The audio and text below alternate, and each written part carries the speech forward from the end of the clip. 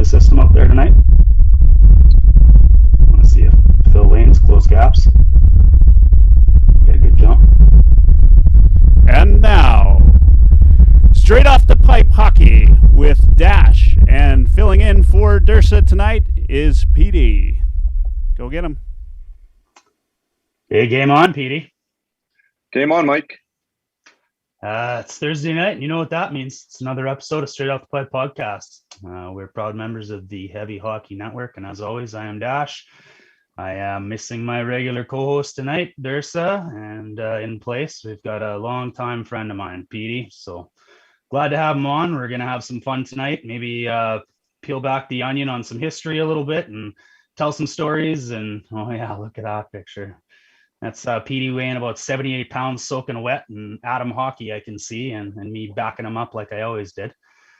Anyways, here we are. It's episode 15, and Petey played his entire senior hockey career with the Wynyard Monarchs in Saskatchewan, and he was brought up as an affiliated player when he was 16, and I was also an AP on that team, I think, when I was 18 years old, and we played in different leagues together, and whether it was the Fishing Lake Hockey League or the Highway Hockey League, and kind of tripped over each other along the way. But at some point in time in my life and career, I moved on to the big city of Regina, and then the bigger city of Edmonton, and Petey stuck to education, got his degree, and stayed home, and he's a teacher there to this date. So I watched over my shoulder all that time and kind of kept my eye on him as he crawled through the league, and you know, all he did through that time was from 1993 to, I don't know, what was it, 2008 when he left, Petey? 2009? Yeah, about there, yeah. Racked up 3 league championships, 7 MVP trophies, 5 scoring titles, one of which was 103 points in 20 games. Not a big deal. I think 5 points a game is a pretty good average last time I checked. Surprisingly, he won a Most Valuable Player trophy in 2009, which I got to ask you about later. I found that a little surprising, seeing as I consider you like a Steve Ott level type of chirper. But we've known each other since 1987, and it's been a fantastic friend for the last 35 years. So, ladies and gentlemen, and fans of heavy hockey, please welcome our co-host tonight, Petey. Welcome to the show, buddy. Hi, Mike. Good to see you. We don't talk enough. Happy to come on here. Been following what you guys have been doing for the last couple months, and lots of hard work. And it's a pleasure to come on here. Good timing too. Blue Jays just swept the Yankees. It's nice to hear some boos from any of the Yankee fans that were still left there. Like to see what you have on there tonight. So, it's a pleasure to be here. Awesome to have you, man. It's gonna be fun. I literally can't wait.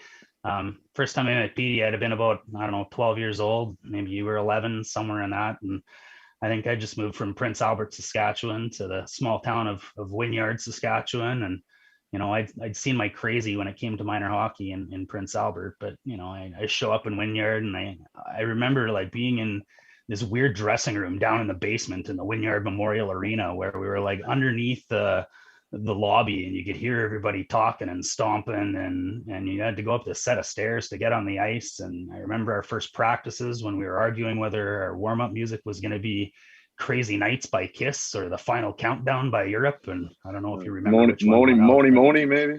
Yeah, it was probably in the running for sure. So yeah, man, it's been a long time, and you know, over those years, you know, you were still in bantam when you were getting called up to senior, and I was in midget then, and we played, I'd say, from, you know, after 6 years of minor hockey, probably 4 or 5 years of senior hockey together as well.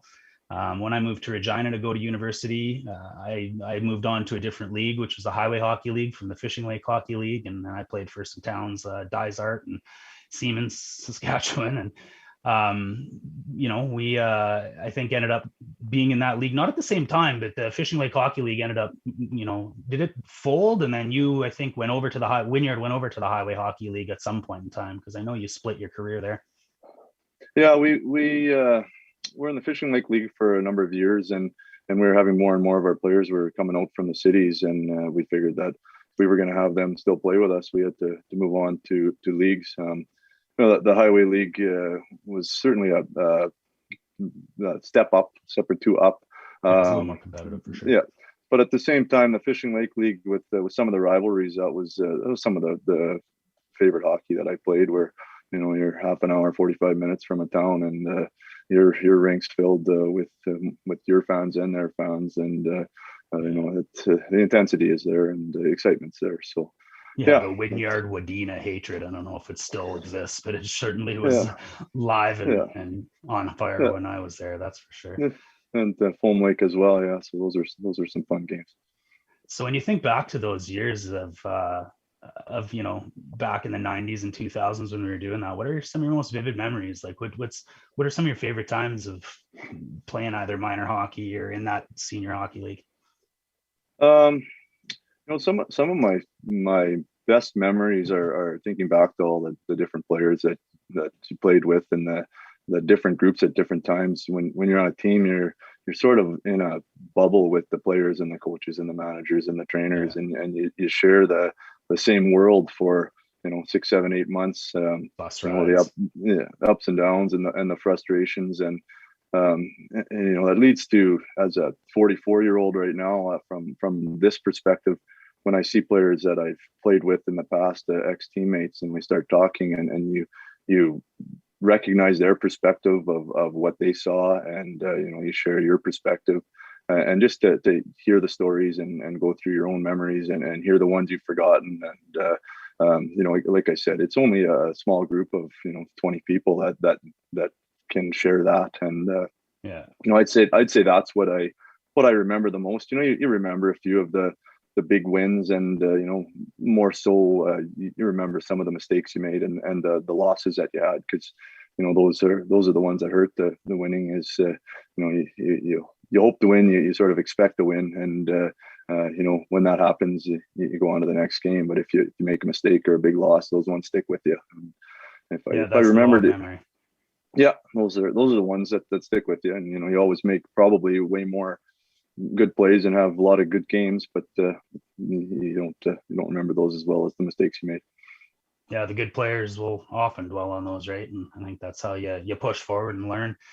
When it comes to that league, I mean, I remember some crazy stories. We're talking late 90s and early 2000s, and there was fights and line brawls and stick swinging, and the chicken wire for fence, and fans from Wadena grabbing my jersey when I was in a line brawl. And what's some of the stuff that when you think back was like, holy shit, we'd never get away with that now? Any crazy stories that you can remember? Well, yeah, those are all fun times, and some of those old rinks where like you said, they can reach right over the glass, or you can hear every word, or smell the breath of the fans. You remember that stuff. I remember one year we had a pretty good team. We were playing in A provincials. Out of the whole group of teams in A provincials, we'd probably be middle to bottom half that year if you're going to rank us. But we knew we had a pretty good team. Came up against a team that was probably expected to beat us in their minds. We knew we had a good chance. We went to their rink. We ended up beating them. We come out, and our bus is covered paintballs, completely paintballed. Huge mess. We went on to win that series, and we made it to the provincial final that year. We played Meadow Lake in the final. They beat us in game 3. It was best of 3. And on that Meadow Lake team actually was a guy named Lenny Esau. I'm not sure if anybody recognized that name, but he was an Oiler. He played 27 games NHL. I think 14 of them were the Oilers. So he was near the end of his career, but still had lots left in the tank for that level. He's a big, strong centerman and tough on the draws. But no, they had a good team. They ended up taking us. It's a long trip on a bus from Wynyard to Meadow Lake. Twice in a week. Yeah, exactly. Michael Hebert's asking if Friesen was playing in Meadow Lake then. I don't remember Friesen. No, a guy named Aaron Starr. He was a nice player for them. They had had a great goalie there. Jeez, I don't have it off the top of my head, but no, they had solid right through. They had 3-4 good lines and 6 good D, and filled their rink. It's pretty nice rink there, and back at home. So when you get deep in those playoffs and the sands are full, that's fun hockey. That's awesome, man. Yeah. That's cool. Yeah, it's been a go, eh? It's like you said, you're 44, and I still look at you and I see my 20-some-year-old friend Petey. I don't know what it looks like when you're looking at me across the camera, but it's Oh, crazy that I'm 45 and you're 44, and we've known each other for as long as we have. And like I can still remember vividly going, into some of those first practices when, I don't know, call me a liar if you want, but what were you, 80 pounds soaking wet when you were 11? Like it was.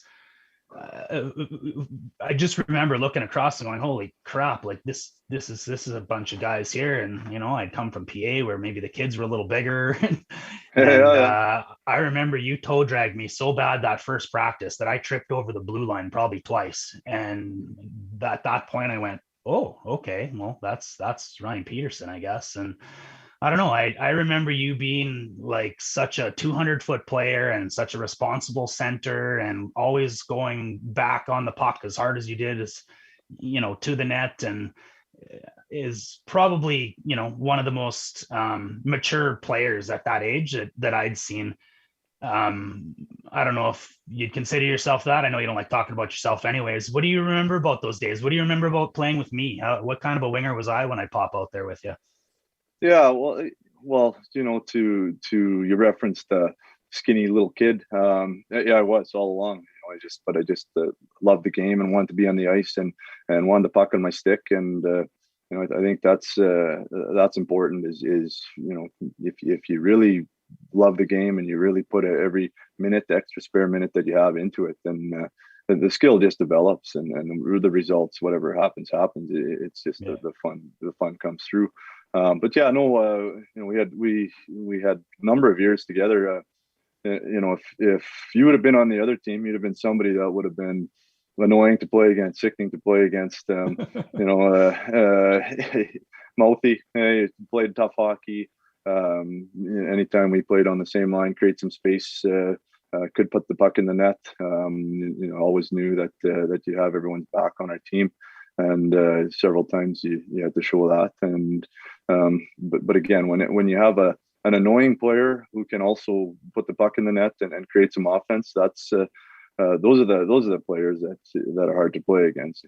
There's players that can try to get under your skin, but if they're not doing much productive other than just trying to throw you off, then they're not going to be as big a factor as someone that has a chance that they could throw a big hit, score a big goal, change the momentum with a well-timed fight. But yeah, just general competitiveness, and some of the teams we had that group that we had that will to win, and that's big. Yeah, the will to want to win. Yeah, it was fun. I remember you told that story earlier about the bus getting paintballed. It reminded me of our midget year. I guess you'd have been a first year midget, and that was my second year midget. But I graduated high school a year early, so I was actually done high school, but still had a year of hockey left. And so I decided I was gonna go and chase a girl I liked to Regina, and tried out for the junior B hockey team in town and made the Regina Capitals. So I played a half of the season of junior B before I don't know, I think I was in 7 fights in 15 games, and then I got suspended for 4 games and was cut. So I came back and I played with you guys for the rest of that year. But it reminds me of a story before I came to play with you guys in that final or in that provincial run and league playoff run that we did.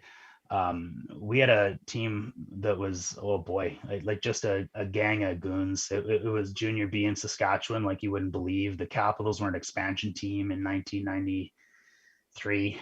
So here I come in 1994. I had to get special permission from the league to even join it at 17 years old, because it's an 18 to 20 league.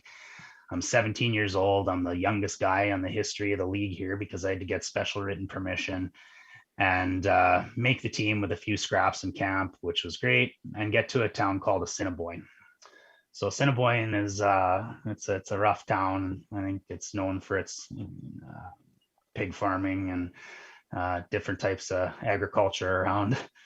And we had a coach, Dick Leach, who was an absolute psychopath, and his kid Todd Leach played in the WHL and was 3 times the psychopath. And we played a game in Assiniboine on Halloween night, and I ran the goalie in the third period. Their captain was a good solid 250 pounds and came over and ragdolled me like you wouldn't believe. I could barely hang on for my life. And it started a line brawl in which by the time I dusted myself off and got myself wiped up and looked around, the other four guys I was on the ice with were just absolutely beating the pants off of these four guys from Assiniboine, to the point where it was ugly, like visors down on noses and blood splatters and ugly kind of stuff. And there was some rude things yelled at the fans and from the fans. And well, of course, for Halloween night in Assiniboine, I don't know if you ever played there, Petey, but it's got a weird kind of setup where you go from the ice to the dressing room through a hallway, but then you can leave right out the back of your dressing room door out the building. And so we hear somewhere halfway through undressing, because we are out early, we get kicked out in this line brawl, and there's 5 to 7 of us in the dressing room already. And well, like our steel door behind us to our dressing rooms leads to the outside. We can start hearing the pounding on the door. We can start, like, they're trying to get in. They want to kill us. And so we end up getting to have to call the RCMP. The RCMP sit with us in our dressing room while we undress. Todd Leach, our coach, because I was one of the first ones behind him out the door, grabbed my stick out of his hand and basically waved it like Obi-Wan Kenobi through a crowd of Assiniboine people, trying to create a path to the bus so that we could get to the bus. He's like literally like swinging his stick around like a tomahawk, trying to clear a path. We all get on the bus somewhat safely, and on the way out of town with an RCMP escort, get egged by about 700 eggs the entire way out of town. So that's the days that we played in, I guess, eh? It's crazy stuff. It does show the passion that the small towns do have. They look forward to that, and when you're watching local players that that you get to know in that town, at the junior level. I'm sure they had some locals from there, or they're living in the community. So yeah, they support it, especially when there's probably a long distance before they can go to see a junior game or some other kind of game that is at a higher level. Yeah, exactly. Well, the smaller the town you get, the more loyal you get to your hockey. It doesn't matter whether you're a Oiler fan in Edmonton or a Pats fan in Regina or a Monarchs fan in Wynyard. When you grow up, hockey's hockey, and if you love the game, you just want to go and watch whatever that team is that you grow up watching, right? So, I didn't grow up in Wynyard, but you did. And I'm sure you watched the Monarchs when you were a kid and watching the Lindells and Karkachucks rip around, whatever that felt like growing up.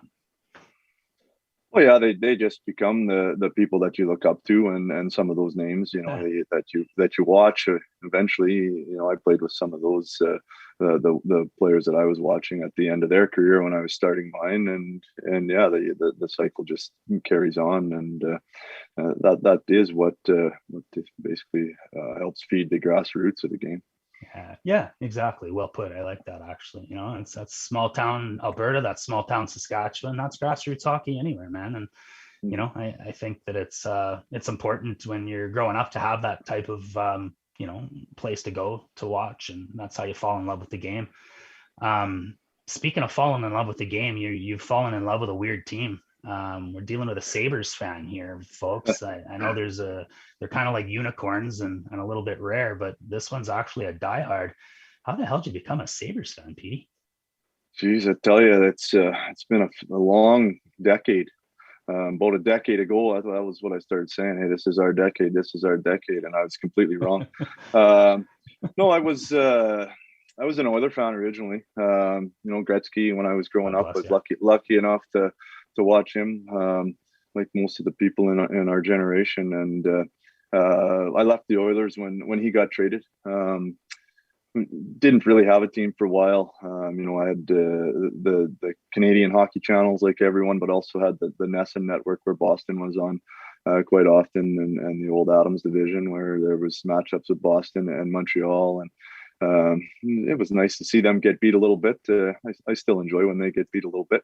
You always cheered for the underdog. Oh yeah, and Grant Beer, he was a holdover from the Oilers. He ended up in Buffalo. Pat LaFontaine, I liked his style.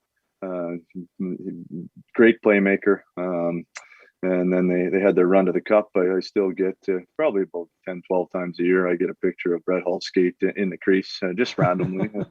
So, and of course, the top tens every so often is Brett Hull's in there. So I have many reminders of that one. But yeah, since then, no, it's been a rough stretch. I've had to hold up my my end of the deal, and they need you when they're down.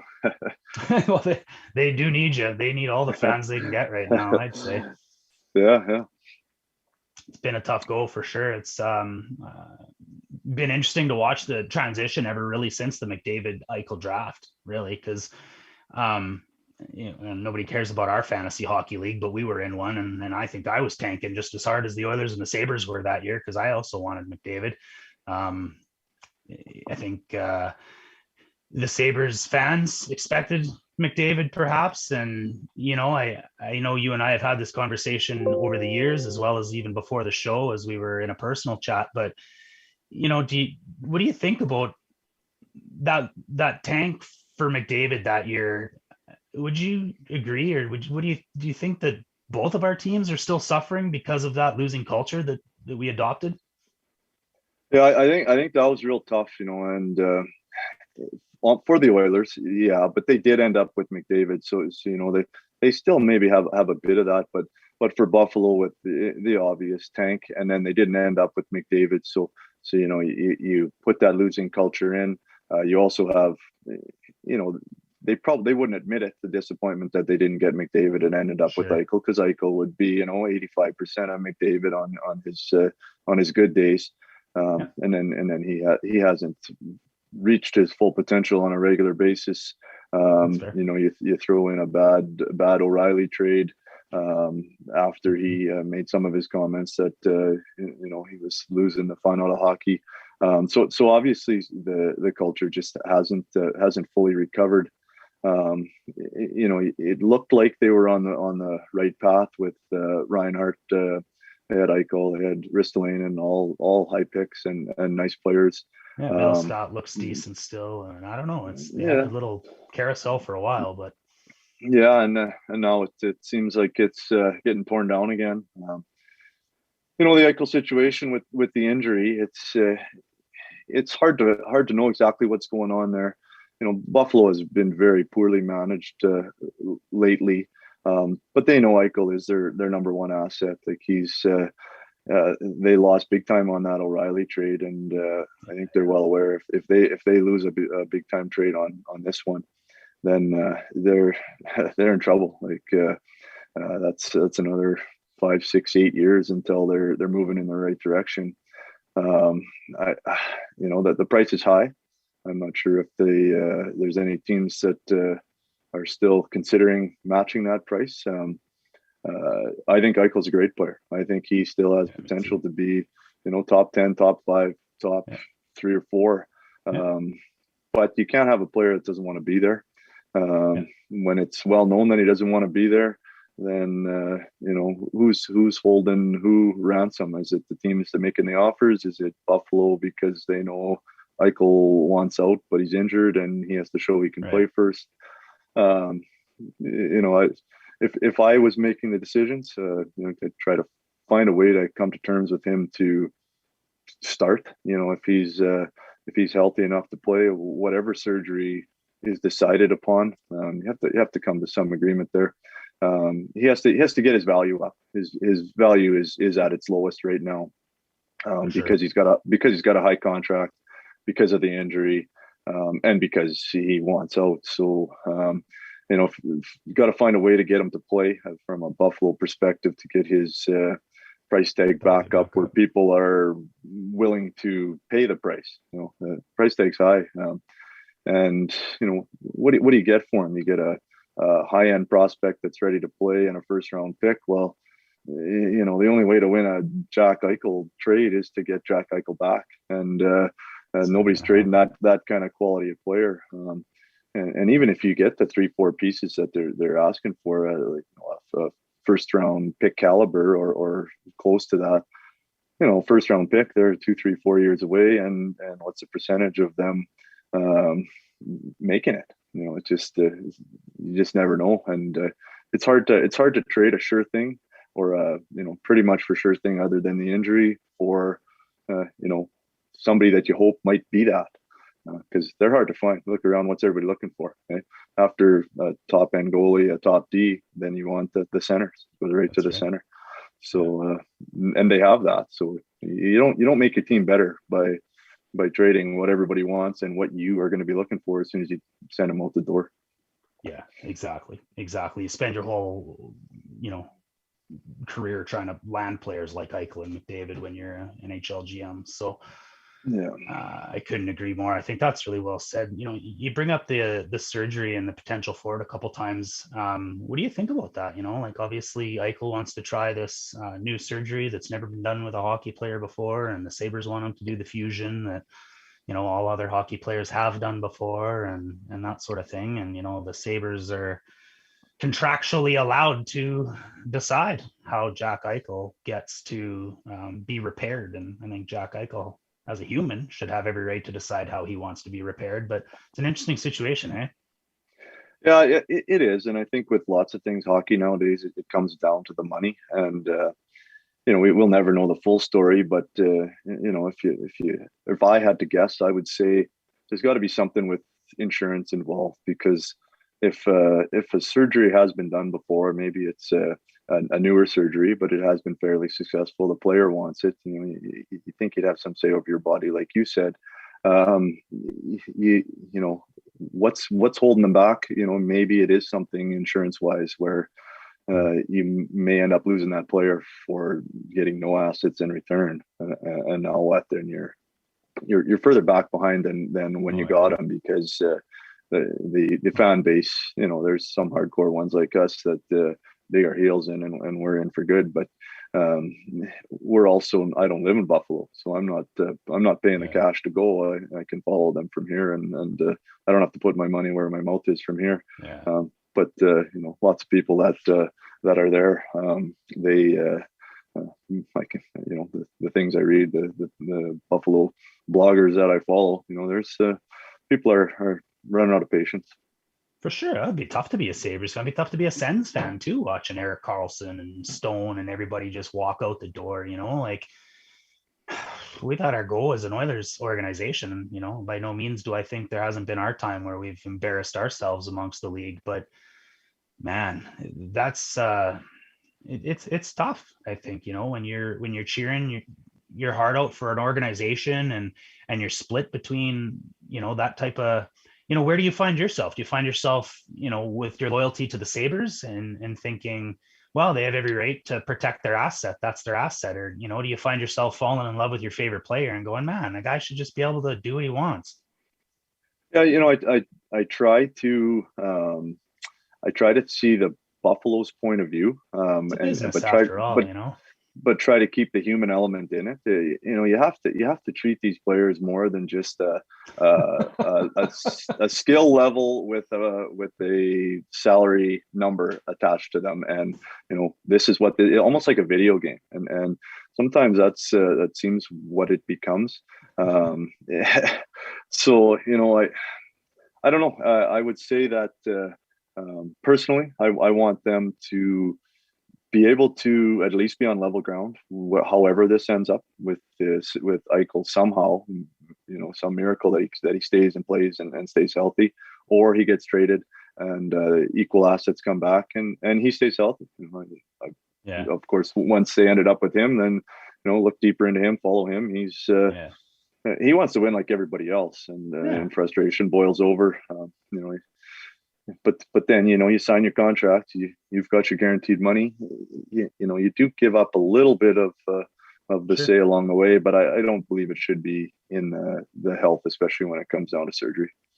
Yeah, there's certain guys like that are just built to win. It doesn't matter whether it's how much money they make. You look at the McKinnons and the McDavids and the Crosbys, and like those are guys that are just, doesn't matter what they make, they just want to win, and that's the bottom line. And I would have to put Eichel in that class. I don't think you get to be as good of a hockey player as you are if you're Jack Eichel without having that type of determination.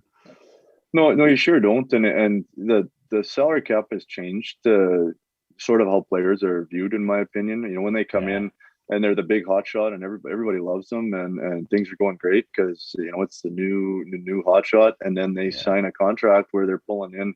Well, you guys have it now with Nurse. Everybody loves Nurse. Everybody loves Nurse. Are they going to love Nurse when he's making that huge chunk of money and costs a game or to cost 2 games, or probably because the rest of the defense in Edmonton is still going to need him out there. But it just seems like the attitude changes towards some of these players a little bit when the expectations change according to how much money they're making.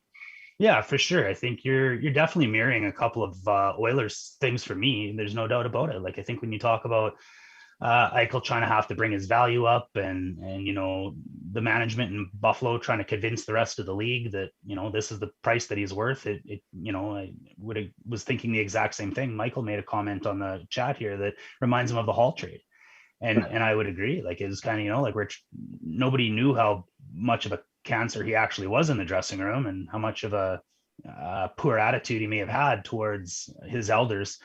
But the rest of the league knew it. So it's hard to ask a price for a player like that. And, another key thing you said is you want to see the Sabres get equal return for Eichel, and then Eichel move on and be healthy. Well, the key words there, equal return. Like, how do you get Jack Eichel back in a Jack Eichel trade? Like, I can see maybe if you're going to go to Calgary and pick up a Matthew Tkachuk or something like that, then maybe you've got a similar type of character player that you can build around, but you still don't have that skill set. You still don't have that number 1 center, and you still don't have that playmaker.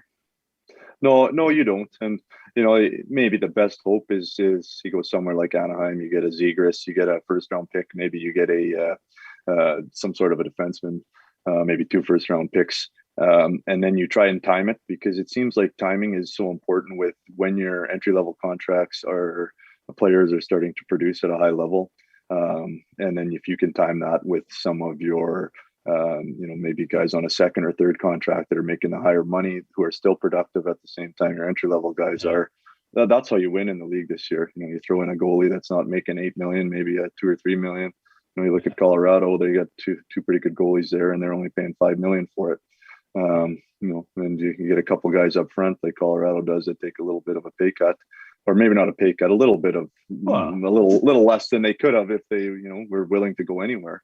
In a way you go, it's different with teams like Edmonton and Buffalo and Ottawa and Calgary and Columbus, where, somewhat geographically unappealing to play there. So, you need the Eichels, you need the McDavids, you need the Dreisaitl's to be there to entice the Hymans to come. But when they come, and similar to Hyman Hall last year in Buffalo, they don't come at a discount. They're willing to come because the opportunity's there and the talent's there, so they will play there. But they're not coming for cheaper. Some of the better teams or a state where you're not paying taxes, you get a little better deal there because Tampa's a nice place to live, and Florida's a nice place to live, and you're not paying as much tax, and you got some pretty good top end talent on both those teams. So it's not a coincidence. There's no doubt. Yeah. So we've got another online listener that's got a question here for you. Jana Fisher asks, ask Petey how many Sabres players his daughters can name. Yeah, I had to start early on that. I've got 4 daughters. I lost one to the Flames. And I got about 2.5 in on the Sabres. My 10-year-old, she knows all of them, and some of the minor league ones. She watches hockey, fairly regularly. She plays, but she hasn't quite figured out, that we're a ways away from being real good again. And then my 5-year-old, she's she's the next one that she knows some players, and that's the only team that I know. We had some mini sticks there. They came with all the Canadian mini sticks, all the Canadian teams. So we made sure we taped the Montreal Canadian one up white and put Buffalo Sabres on it. And nice. Yeah, so that way, that's the only team she really knows right now. So we'll get rid of that old Adams division rival right off the hop, eh? That's right. Get them out of here. No. That's fantastic. But sorry, with that said, it was nice to see Montreal make a little run there. I think they did get it a little bit in over their head. But if it has to be somewhat of random team, in my opinion. I know Montreal isn't a random team to some people, but to me, it might as well be a Canadian team. Yeah.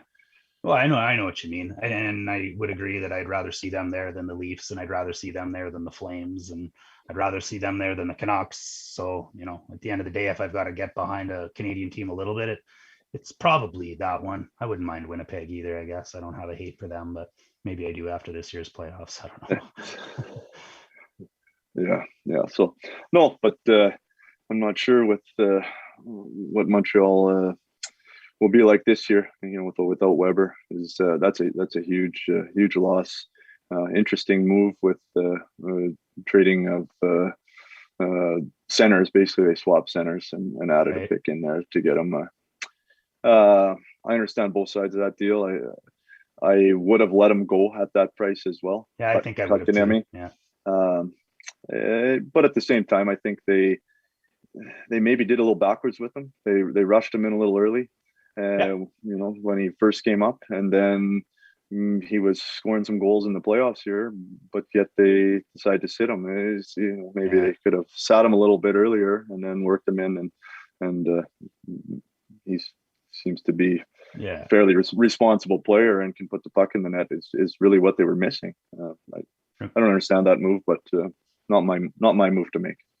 Reminds me of Jesse PRV a little bit, right? Like where a GM maybe tries to justify reaching a little bit, and not that PRV was a reach like Kotkaniemi was viewed as, but he was what Bergevin viewed as the best center available in the draft, and he wanted a center, and so he didn't care whether he was ranked 15th or 4th. He took Kotkaniemi where he did.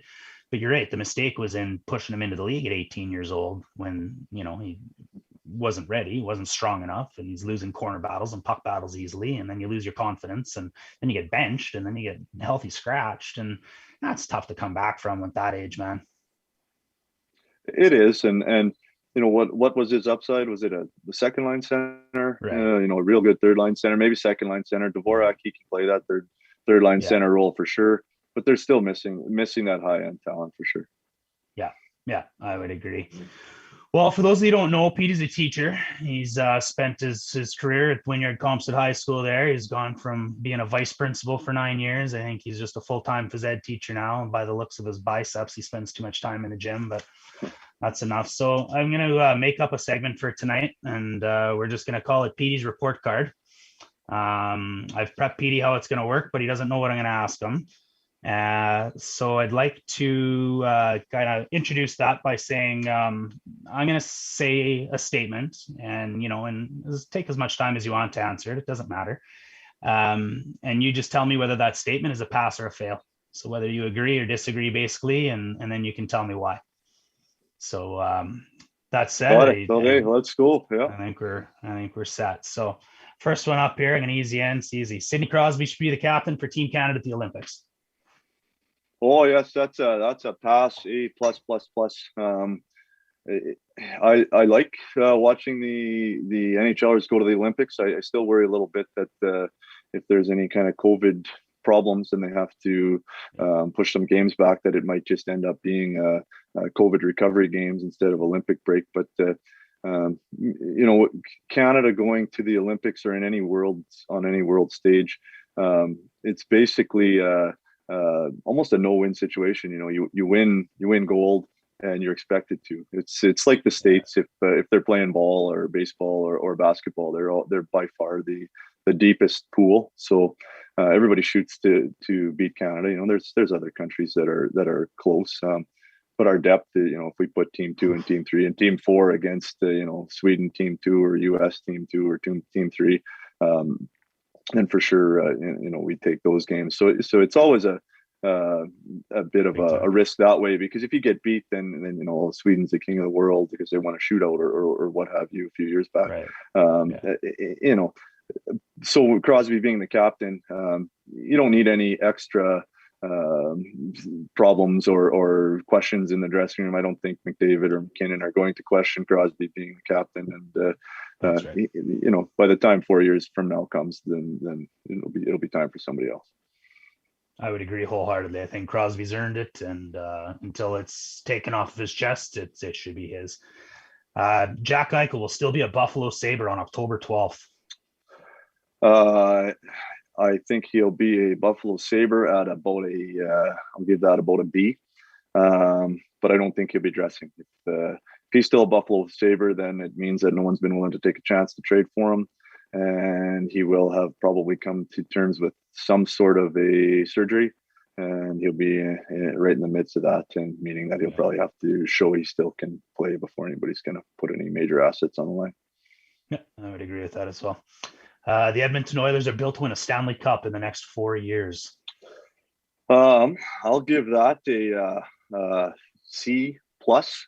I look back the last 3 or 4 years at the Oilers rosters, and they're just so similar.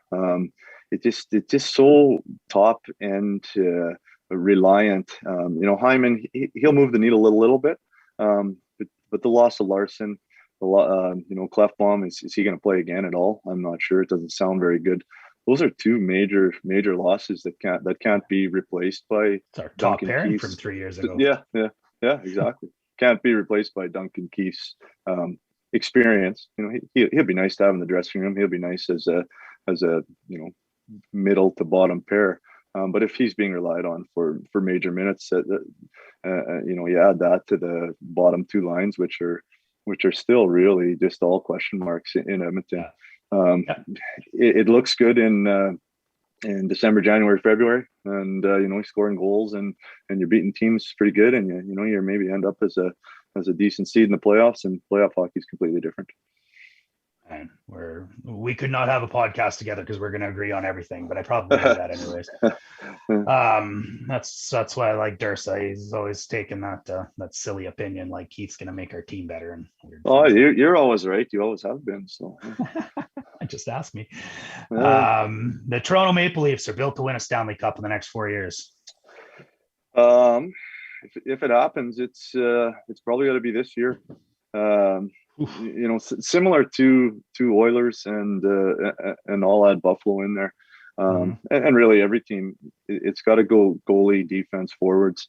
Toronto's goaltending is I shouldn't even compare Buffalo in there because Buffalo's so far gone, but Toronto's got the best goaltending of those three, but that's not saying anything really positive for them.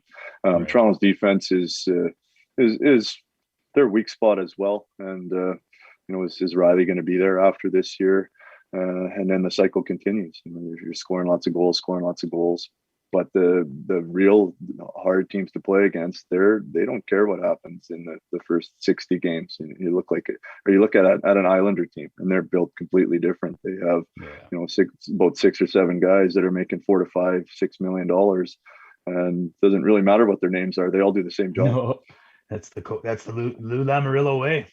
Yeah, and it seems to work. If they had one more scorer in there, I think Trotz helped that mix considerably because he's a perfect coach for that type of style and what Lamoriello tries to do. So it's boring hockey.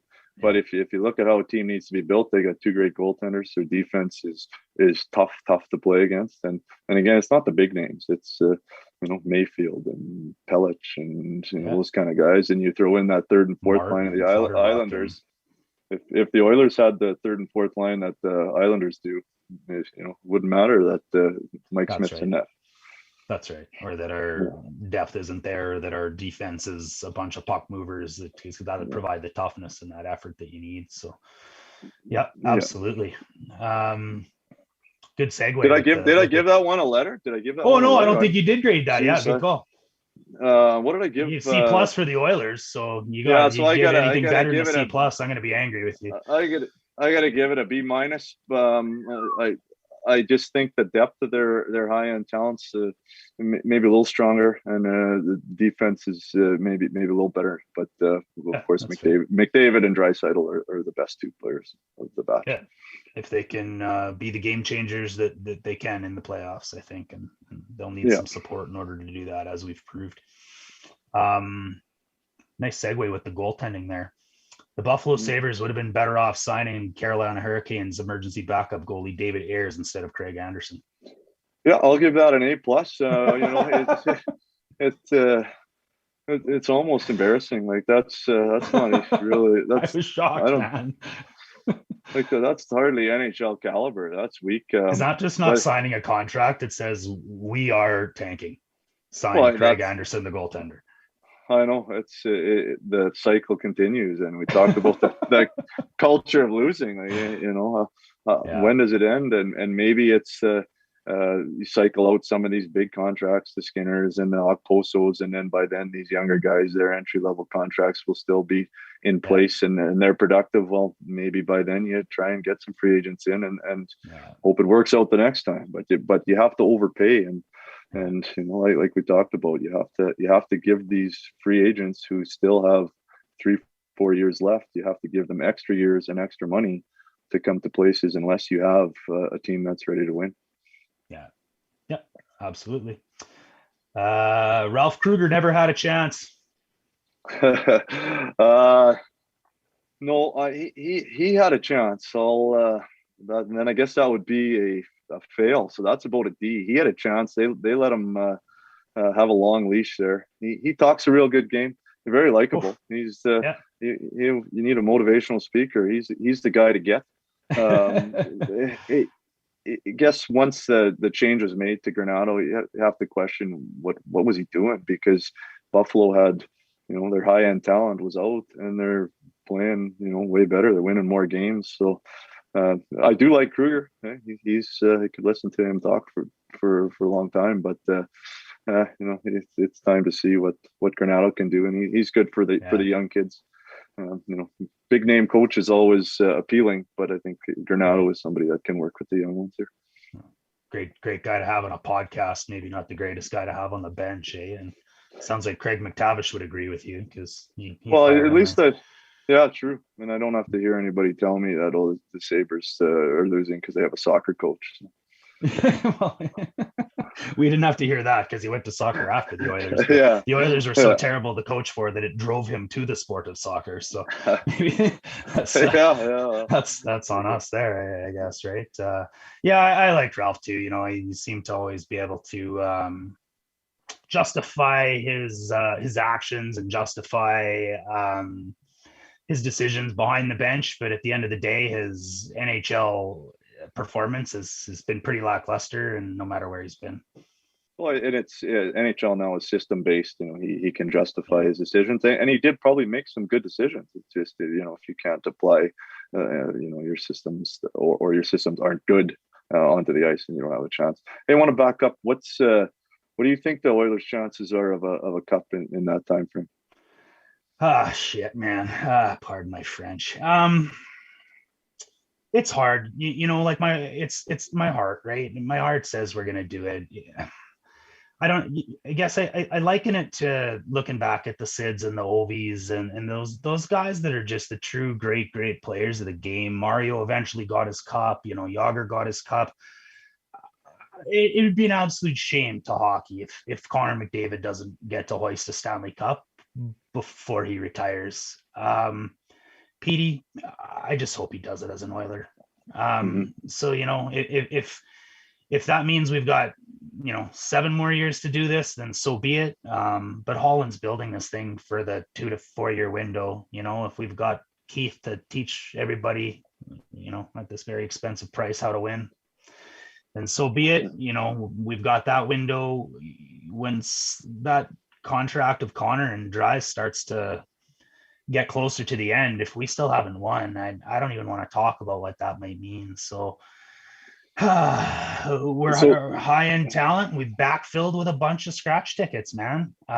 We've got $1 million contracts, and if some of those scratch tickets pay off like Archibald, great. If they end up being Haas and a bunch of Athanasius, then we're screwed, and we're not going to have the depth, and we're still not going to be able to compete in the playoffs. Goaltending is a big question mark for me.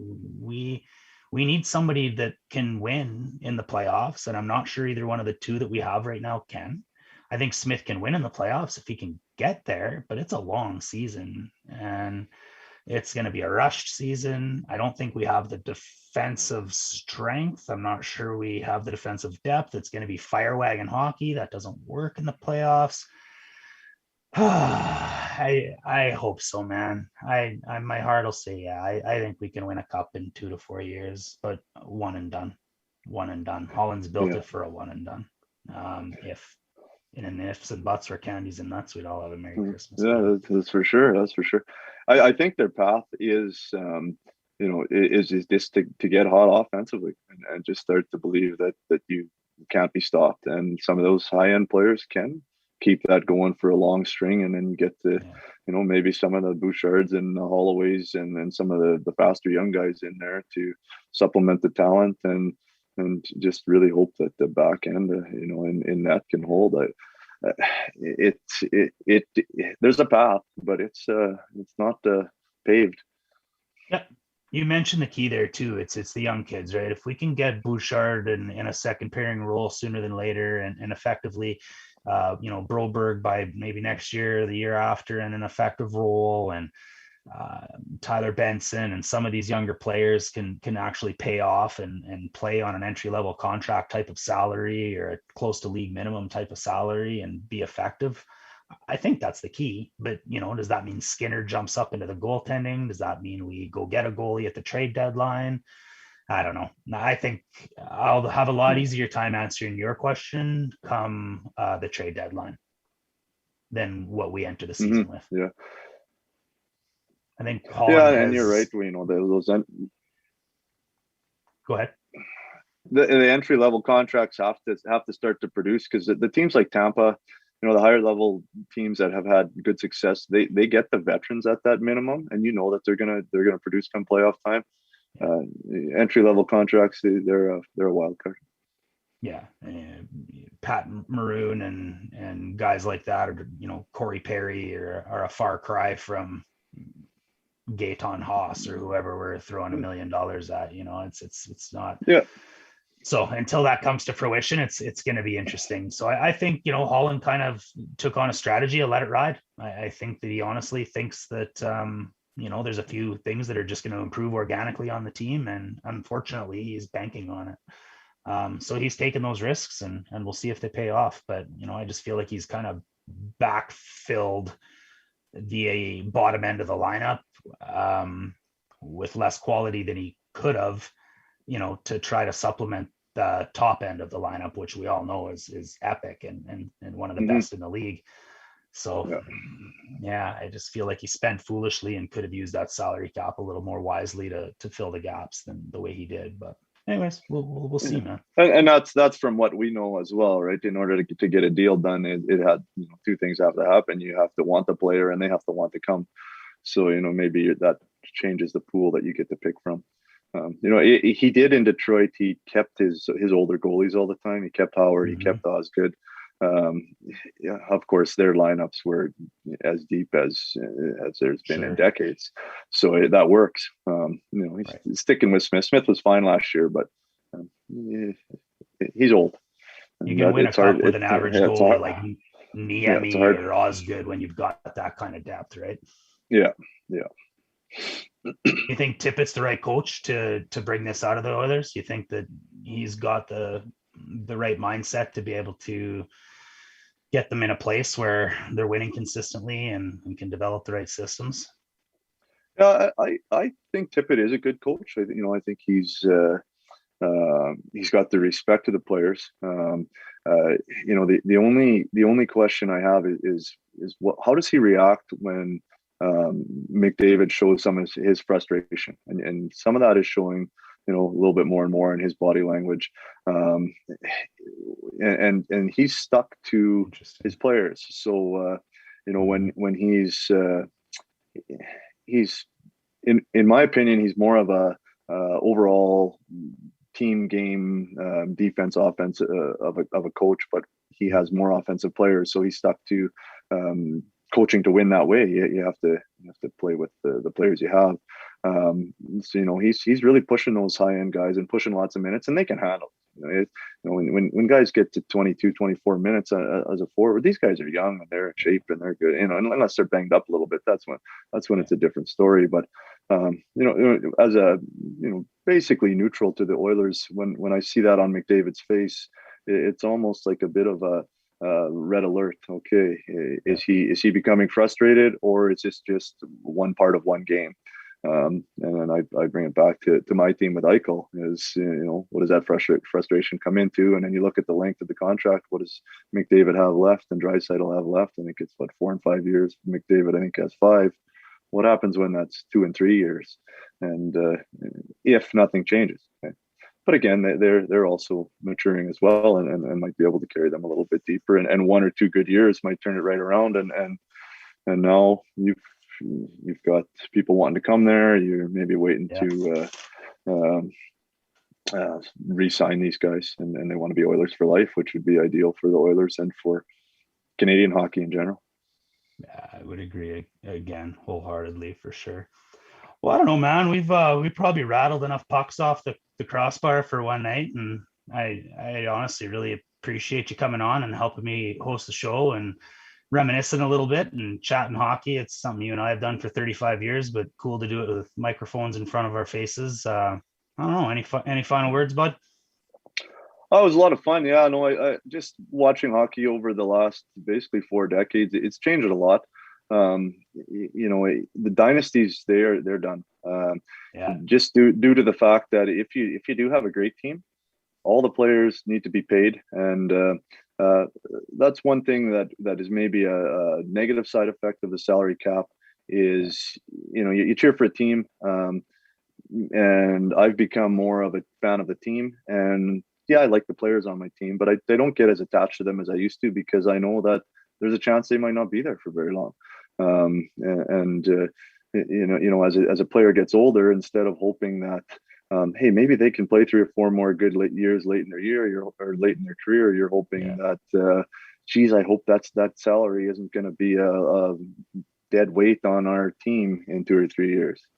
Sort of like the Oilers. You guys are paying 2 or 3 guys that aren't on your team, Lucic and Sekera and a few of those guys, just because you had to get them there at the time, and then their contracts ran out, instead of saying, hey, we want you to, or hoping that they can produce for longer. No, they're dead weight. Yeah, absolutely. I think what salary cap has honestly kind of done to the league is separate the rich from the poor. I think, the Connor McDavids and those guys are going to still get their money, and the defensemen, like you've seen this year, but the journeymen are really the ones who've been hurt, and you see Cassian sign a $3 million a year journeyman contract right before COVID hits. Now COVID, flat cap, boom, and not a guy like him can make any more than, $1 million and hopefully a PTO. It's really separated the rich from the poor. And it becomes a gambling game. Is when do you sign someone you think has potential, and can you get them for a couple more years at a little bit lower contract? And if you do, did you give them a little bit too much money and they don't turn out? So you sort of have to pick and choose when you take your chances on those mid contracts, because those are the ones that make your team. And you can change your team fast if you have salary cap and you pick and choose wisely on those. But you need everything to fall in place at once. And those are the teams that are winning. They had some down years. They get a couple good high picks. Those high picks turn out. They've had some veterans there, and then you have that all together. So it just, in my opinion, as you said, the closing thoughts is, the hockey's better than ever.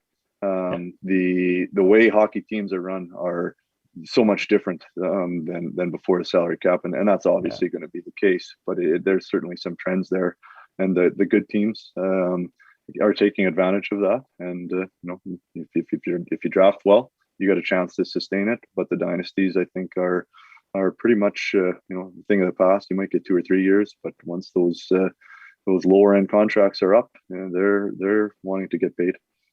Yeah, absolutely, bud. Well, been an absolute slice. We'll have you on again sometime. There's absolutely no doubt about that.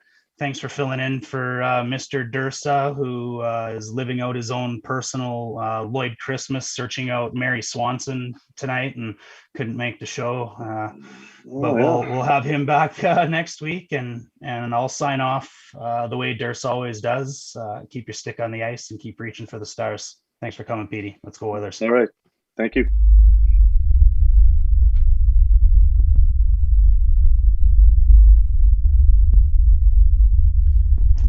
Great show, guys. Mics are still hot. Okay. Brought our A game. thought we mucked it up pretty good. Petey's always been hard on the back check. Yeah, good job, Petey. I don't know if you saw the pictures I was posting. I did. You had me laughing. Oh, no, they didn't come up on mine. No, I just had to stare at Mike the whole time. All right, listeners, have a great night. Good night, everyone.